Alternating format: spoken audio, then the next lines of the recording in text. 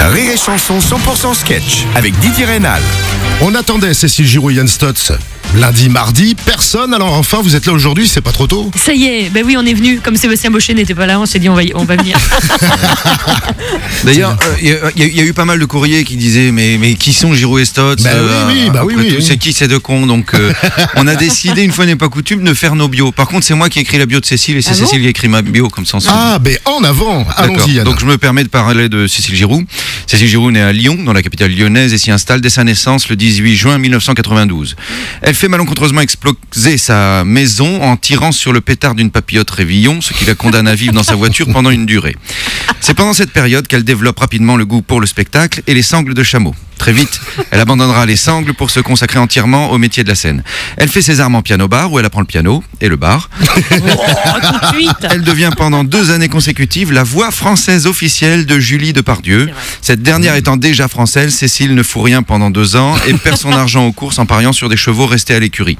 Forte de cette expérience, elle déprime les 4 années qui suivent, ce qui l'amène à rencontrer en cure Céline Iannucci et Florence Foresti, avec qui elle crée le trio des top modèles.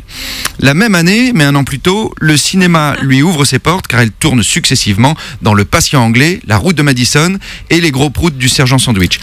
Malheureusement, elle sera coupée au montage dans Le Patient anglais et La Route de Madison.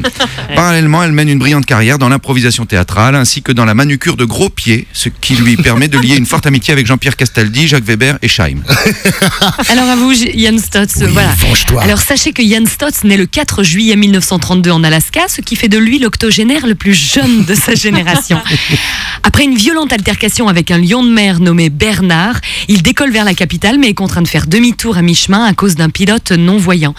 Il s'écrase donc à Metz et décide une bonne fois pour toutes d'apprendre le braille. Et il sera renvoyé de l'école des aveugles au bout de 2 semaines pour avoir tenté de lire un livre avec ses parties génitales.